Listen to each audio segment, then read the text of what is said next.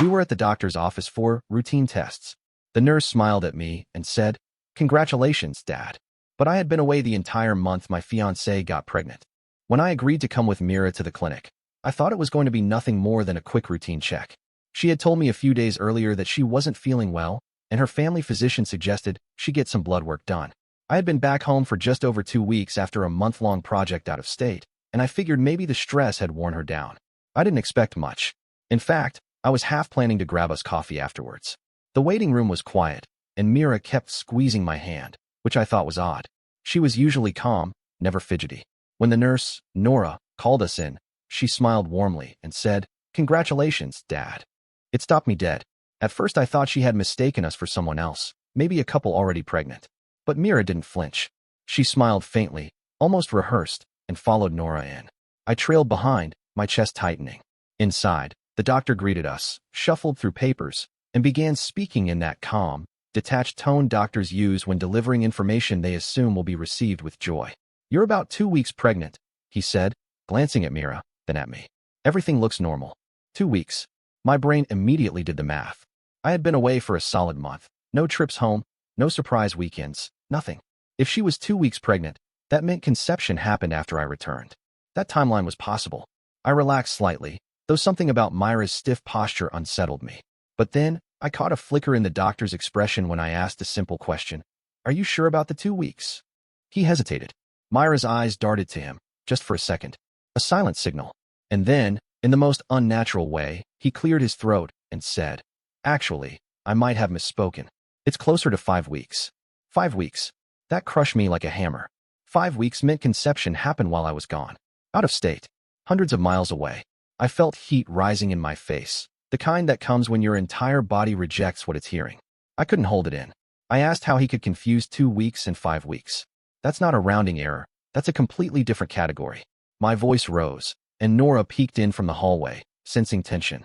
The doctor tried to calm me, explaining that early pregnancy dates are often estimated, that hormone levels vary, that it was nothing exact. But his eyes weren't steady. He avoided looking at me directly. Mira touched my arm, whispering that everything was fine, that stress could throw off calculations. She said I was overreacting, embarrassing her. I stared at her, seeing beads of sweat form along her hairline. She wasn't nervous because of my reaction. She was nervous because she was caught in a trap she had set for herself. On the drive home, silence smothered the car. I replayed the scene over and over. 2 weeks, then 5. The same doctor, the same test results, but a sudden switch in narrative. Who benefits from that? Only her. And the look, how she looked at him before he changed his answer. That night, I didn't sleep. Instead, I opened my work calendar and cross-checked the days. I had left on the 2nd of the month. I had been away until the 29th. Conception at 5 weeks lined up almost exactly with the middle of that absence. There was no way, but I wasn't ready to explode yet. I needed more than suspicion. The next morning, Mira acted as though nothing had happened. She hummed while making coffee, scrolled on her phone, and even showed me a baby clothing ad as if to normalize the idea that we were expecting. I nodded, said little, and pretended to go along. But my head was burning. I started with simple things. When she left her purse on the counter, I glanced inside. Receipts. One from a cafe I had never been to, dated exactly 2 weeks into my trip. Another from a pharmacy late at night, time-stamped at nearly midnight. She had told me she was staying with her sister that week. Why would she be at a pharmacy that late if she was at her sister's? I tucked the receipts back, careful not to leave a trace. Later that day, I asked her casually about that week. She repeated the story about her sister, almost word for word, like a script she'd memorized. And then, something small but unforgettable. When I asked her what the doctor had meant by 2 weeks versus 5, she snapped too quickly. She said, "He was confused, but I cleared it up before you embarrassed us both." Cleared it up. It sounded like she wasn't correcting him after the fact, but before. The following week, I returned to the clinic alone, pretending I needed paperwork for insurance. The receptionist printed me a summary. But something strange caught my eye. A note scribbled in the margin of Myra's file in a different pen. Reviewed timeline with patient. 5 weeks. Final. Final.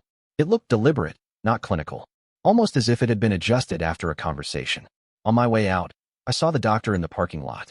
He recognized me, nodded, and tried to walk quickly to his car.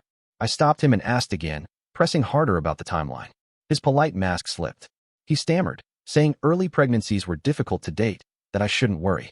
But when I asked why he had first said 2 weeks, His face went pale. He muttered that maybe he looked at the wrong line in the chart. Wrong line. But there were no other lines. I left, my mind reeling. I was now convinced Mira had leaned on him, pressured him somehow to adjust the date. Maybe she was close to his family. Maybe she had confided in him. Maybe she had cried and begged. Whatever it was, I knew I had just seen the cracks in a conspiracy. I began keeping a quiet record of everything. Times she left the house.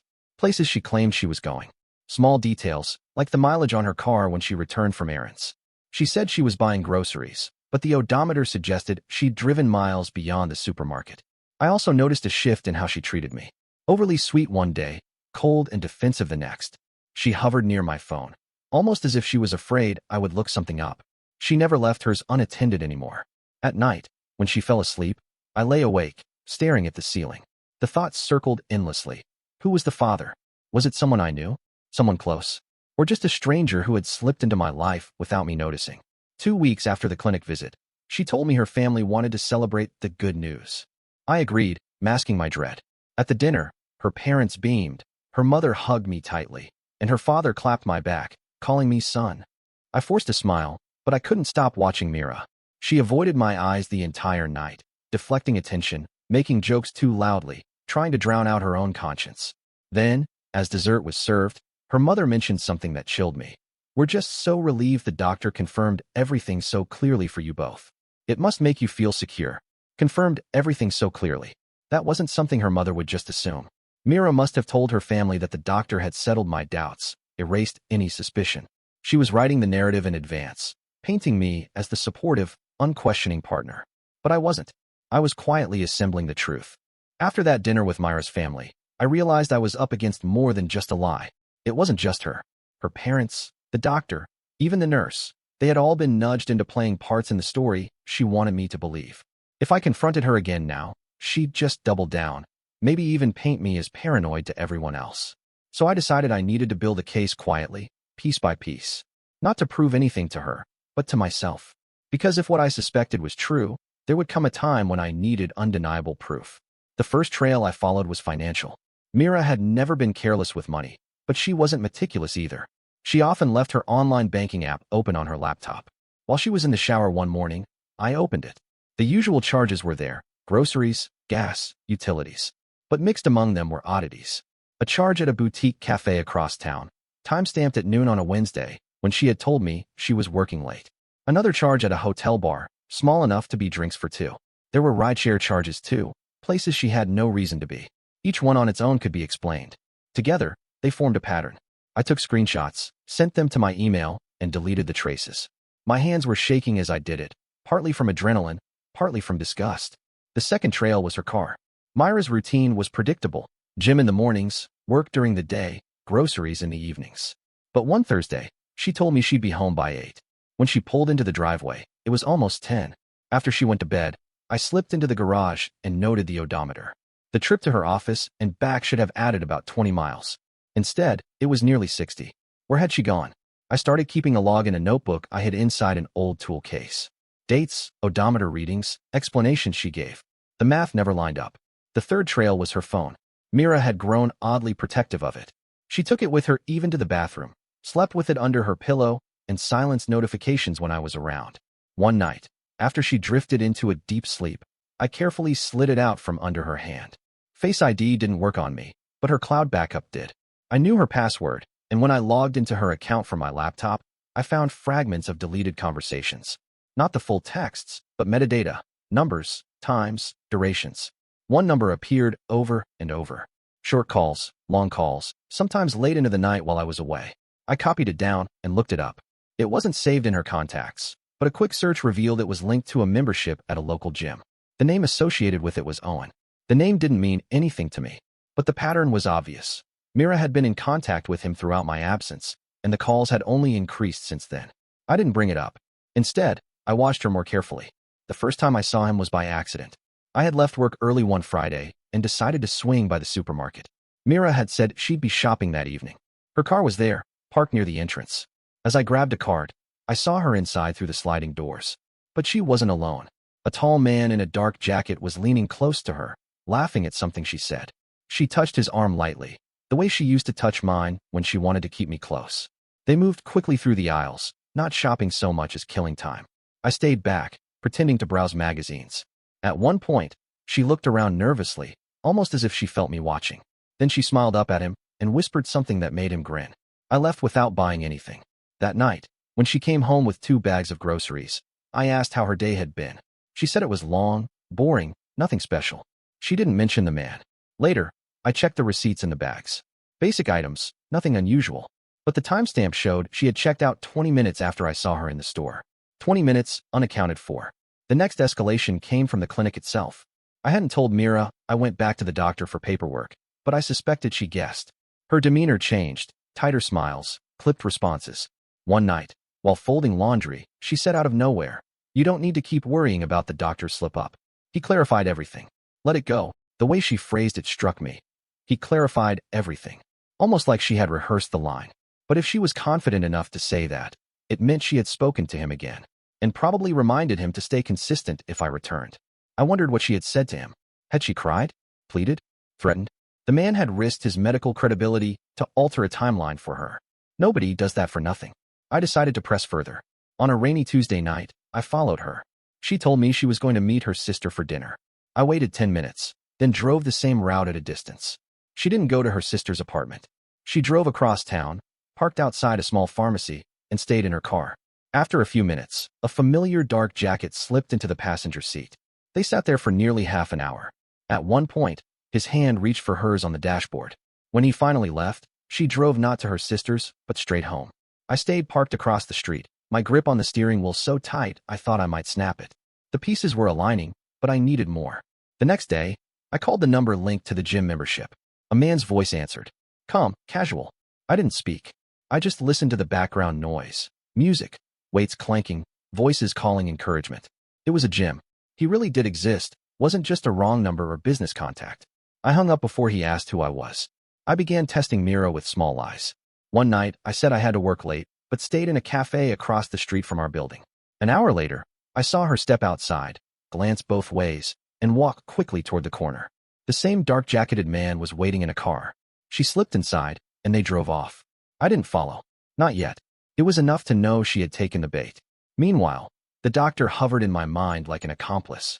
If Owen was the father, then Mira must have confided in the doctor when she realized she was pregnant. She must have begged him to alter the dates so I would believe it was mine. The thought made me sick. Not only was she betraying me, but she was weaponizing professionals to cover it up. The more I uncovered, the clearer her strategy became. She was building an alibi from all angles. Family convinced. Doctor persuaded. Me gaslit.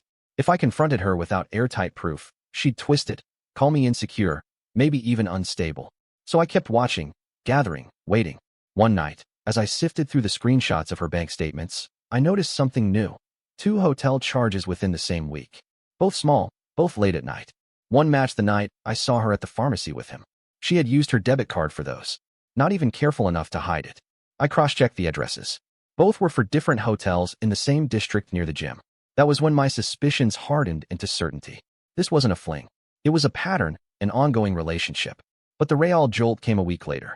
I came home early from work, walking up the stairwell because the elevator was out. As I reached our floor, I heard Myra's laugh echoing down the hall. It wasn't her usual laugh. It was lighter, freer, the kind of laugh she hadn't shared with me in months. I slowed, listening. Another voice joined hers. Male, low, teasing. They were standing at the door to our apartment. When I rounded the corner, Owen was there, handing her something small, maybe a note or receipt. Their hands lingered too long. When they saw me, Myra's smile froze. Owen muttered a quick goodbye and walked briskly down the hall, not looking back. Mira scrambled to cover, saying he was just a neighbor she bumped into. But the way her cheeks flushed, the way her eyes darted, told me everything. I had enough to convince myself, but I needed enough to corner her. Mira was too good at weaving stories, too good at crying on command and turning herself into the victim. If I pushed too soon, she'd twist it into paranoia, and I'd be the one apologizing. That had happened before in smaller arguments. This time, I wanted her trapped with no way out. The plan came to me while staring at the notebook of evidence. Receipts, odometer readings, screenshots. None of it would matter if she could brush it off as coincidence. I needed to catch her in real time. So one Thursday morning, I told her I had to travel again for work. A 2-day trip out of town. I even packed a bag and left it by the door. She pretended to be disappointed, kissed me on the cheek, and told me to be safe. Her tone was too light, too quick, as if she couldn't wait for me to leave. At noon, I drove out of the city just far enough to sell the lie. Then I doubled back and rented a room at a motel on the edge of town. From there, I waited. That night, I parked down the street from our building, hidden by shadows. Hours passed. Then, just before 11, I saw her car pull in. She got out, checked her phone, and stood by the curb. A familiar dark jacket approached. Owen. He didn't hesitate.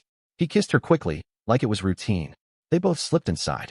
I sat there, gripping the steering wheel, every muscle begging me to storm in. But not yet. I wanted them comfortable. I wanted them thinking they were safe. An hour later, the lights in the apartment dimmed. My phone buzzed with a text from Mira. Miss you. Can't wait for you to come home. I stared at it, all rising in my throat. She was in bed with another man, texting me at the same time. I snapped photos of the car parked outside, timestamped them, and added them to my growing file. The next morning, I didn't go home. Instead, I went back to the clinic. I asked to speak with the doctor privately. He was reluctant, but when I pressed, he let me in. I shut the door and laid everything out. The first slip about 2 weeks, the sudden correction to 5, the scribbled final note in Myra's file. His composure cracked instantly. He looked older, weighed down. Finally, he admitted it. Mira had come to him crying, terrified I'd leave if the timeline didn't match. She begged him to say 5 weeks. He claimed he hadn't altered medical truth, only phrased it with flexibility. But that was nonsense, and he knew it. I asked him if he could live with destroying someone's life to cover another's lie. He didn't answer. His silence was confirmation enough. I walked out knowing I was right. That evening, I set the final piece of the trap. I texted Mira that my trip had been extended and I'd be back late the next night. Then I sat in my motel room, staring at the ceiling, waiting for the hours to crawl by. At 9, I drove to our street again. And there it was, Owen's car. Same spot, same time. This time, I didn't wait. I went straight up the stairs and unlocked the door as quietly as I could. Voices drifted from the bedroom. Her laugh, his lower murmur. I pushed the door open. They were tangled in the sheets, Myra's head on his chest. Her eyes went wide, her face drained of color. Owen shot up, cursing under his breath, scrambling for clothes. Mira started talking immediately, too fast, too desperate. She said I was supposed to be out of town, that it wasn't what it looked like, that I was making a mistake. The words spilled out like water from a broken pipe. I didn't shout. I didn't need to. I opened my phone, scrolled through the photos, receipts, and logs, and laid them out on the dresser. Every charge, every odometer reading, every photo of Owen's car. Her mouth opened and closed, but no words came. Finally, she broke down. She admitted it hadn't been a fling. It had been going on for months. She said she didn't know how to stop, that she thought she could manage both lives. Owen tried to defend her, saying it wasn't planned, that they had just fallen into it. His voice shook. He looked less like a confident lover and more like a man who knew his world was about to collapse. The final twist came when I asked Mira directly about the pregnancy. Her eyes flicked to Owen. That tiny, involuntary movement told me everything.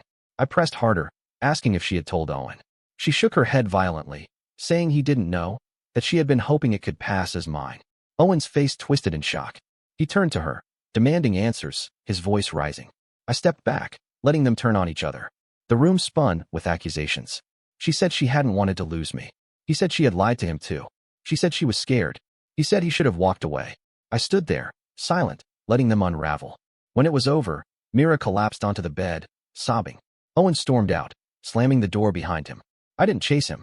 He wasn't my concern. I told Mira I knew everything, from the doctor's altered story to the hotel charges. I told her there was nothing left to say. Then I left. Down on the street, Owen's car was still parked. He sat inside, staring at the steering wheel, his jaw clenched. When he saw me, he looked away. I walked past him without a word. By the time I got back to the motel, my phone was full of missed calls and frantic messages from Mira. Promises to explain, pleas for forgiveness, claims that it had meant nothing. But I had seen enough. I had the truth. And soon, I would make sure everyone else saw it too. I didn't go home that night. I didn't even answer her calls. Instead, I stayed at the motel and stared at the ceiling until dawn. My phone buzzed nonstop, messages from Mira alternating between fury and despair. One moment she was begging me to come back. The next she was accusing me of betrayal for setting her up. Each word was proof of how far she was willing to twist the truth. By the time the sun rose, I had decided. I wasn't going to shout. I wasn't going to break down. I was going to expose her lies with precision, the same way she had tried to cover them up. The first step was her family. I arranged to meet her parents later that day, telling them I had urgent news. They welcomed me in, warm as always, still convinced they were about to become grandparents with me in the picture. Mira wasn't there. I didn't waste time. I laid out the receipts, the screenshots, the mileage logs. I showed them the time-stamped photos of Owen's car parked outside our home while I was supposedly out of town. At first, they shook their heads, unwilling to believe. But then I told them about the doctor. How Mira had persuaded him to shift the pregnancy timeline from 2 weeks to 5. Her mother's face crumpled. Her father swore under his breath. The evidence was too much to dismiss. She told us the doctor clarified everything. Her mother whispered, her voice breaking. He did, I said. But not because of medical accuracy. Because she asked him to. There was no anger in me anymore. Just cold certainty. That evening, Mira came home to find her parents waiting for her in the living room. I wasn't there, but she later sent me a storm of texts. She wrote that her parents had turned on her, that I had poisoned them, that I had ruined her life. She was right about one thing. Her world was unraveling. The second step was Owen's partner. I had found her contact information weeks earlier, tucked away in the gym's member directory. At the time, I hadn't been ready to use it. Now I was. I sent her everything. The screenshots, the receipts, the timeline. Her reply came within minutes, short and sharp. Thank you. I knew something was off. 2 hours later, Owen showed up at the motel, pounding on the door. He looked wrecked, hair disheveled, eyes bloodshot. He said I had destroyed his life, that his partner had kicked him out. I told him he had done that himself. He shouted, but it was hollow. Eventually he left, muttering curses into the night. One more bridge burned. The third step was the truth Mira could never escape. DNA. I didn't wait until the baby was born. I found a private lab that could run a prenatal test using Myra's blood. It wasn't cheap, but it was worth every cent. Convincing her to agree wasn't difficult. I told her calmly that if she wanted any chance of rebuilding trust, we needed certainty. She resisted at first, saying it was invasive, saying it wasn't necessary. But when I said I wouldn't stay without proof, she caved. 2 weeks later, the results arrived. 0% probability of paternity. The numbers were cold, precise, impossible to manipulate. The child wasn't mine. I stared at the report for a long time, then tucked it into the same folder that held everything else. The case was closed. When I showed Mira the results, she collapsed onto the couch, sobbing. She tried to spin it again, saying the test could be wrong, saying we could raise the child together anyway. She said she loved me, that mistakes didn't define a person. But her tears didn't move me. Not anymore. I told her it was over. Not just the engagement, not just the relationship. Everything. I was done being her shield, her alibi, her insurance. She screamed then, not words, just raw sound. As I walked out the door for the last time, she hurled something across the room. I didn't look back. The aftermath spread quickly. Her parents, humiliated, withdrew their support. They still loved her, but the disappointment was too heavy. The dream of a perfect wedding, of a stable future, had been shattered. They no longer looked at me with warmth, but with sorrow for what their daughter had done. Owen's relationship ended in public fashion. His partner shared the evidence with friends, family, even coworkers. His reputation at the gym collapsed. Members whispered, clients left. He became a cautionary tale. As for the doctor, word got out. I didn't have to say much. A complaint reached the medical board. He was investigated for professional misconduct, and though I don't know if he lost his license, his name was tarnished. Every patient who once trusted him now looked twice. And Mira? She carried the pregnancy to term, but the glow of excitement was gone. The father wasn't there. Her family support was fractured. The life she thought she could juggle fell apart in her hands. For me, the months that followed were both heavy and freeing. I moved into a small apartment across town. I focused on work, on friends, on rebuilding routines without suspicion hanging over me. Some nights the memories clawed back, the nurse's smile, the doctor's slip, Myra's trembling hands. But each time, I reminded myself, I had uncovered the truth. I hadn't let her bury me under lies. People often ask if I regret it. If I regret digging, if I regret setting the trap, if I regret the cold way I exposed her. The answer is simple. No. Lies rot from the inside, and I wasn't going to let them rot me too. And that's the story. If you're still here, that means you're one of us. So go ahead, hit that subscribe button. I drop new chaos every single day, and trust me, tomorrow's story, it's even worse than this one.